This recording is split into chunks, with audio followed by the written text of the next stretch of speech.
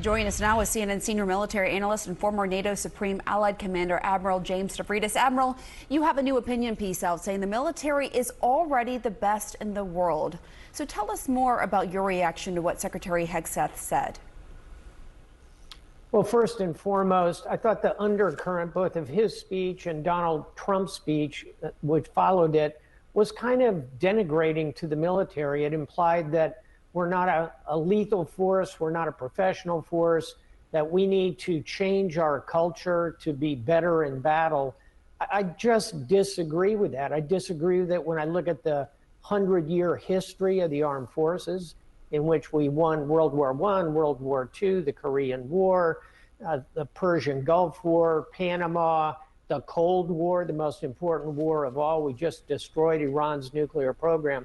Lethality is not a problem for us. And I guarantee you, the 800 senior leaders there, the thought bubble above their heads would have been something like, hey, boss, we may not be exactly perfect at what you're looking for, but are we lethal? Ask our opponents. I want to specifically ask about his comments regarding the military shifting to solely male standards for combat roles. What did you make of that? Do you think that that could alienate women? Do you think that's an effective strategic decision to come out and say that? My daughter, as you know, Pamela, is a Navy veteran who served proudly for 4 years in the Navy as a Navy nurse, not in a combat role. I think the point here is that you look at each job-specific tranche inside the military. For SEALs, for Green Berets, yeah, you need very high physical standards. You shouldn't bend those for anything. On the other hand, people who are drone operators, who drive destroyers around, who are cyber experts, there are many, many jobs in the military that don't require that same extraordinary level of physical fitness. So the smart thing here is to be very balanced. You don't exclude anybody from any role. You decide what the right level of physical fitness is for that role, and then it's open. If a woman can become a Navy SEAL, more power to her. Haven't seen that yet, but I know that many, many women can serve in 80, 90+% of the jobs the military has. Hey, final thought, retention and recruiting, you mentioned it. You can't man 100% of the force with 50% of the population. So if you go in with an attitude that excludes women and sends that signal, you're going to have significant recruiting problems over time. I want to ask you about something the president said that's made waves.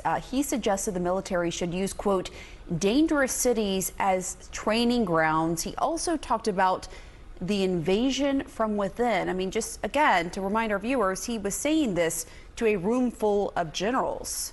What is your reaction to that? Yeah, generals and admirals and their senior enlisted advisors, 800 of them. And the thought bubble above most of their heads, in my view, would have been, what is he talking about?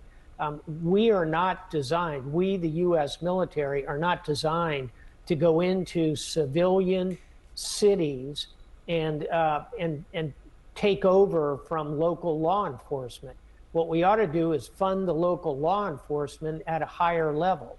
The military ought to be an absolute last resort ever deployed inside the United States. And I think that the idea of using our cities as training grounds is incomprehensible. We have training grounds. We have bases all over the country where we do training, including in urban warfare, not to go into a U.S. city, but to take down Fallujah in Iraq, which we did.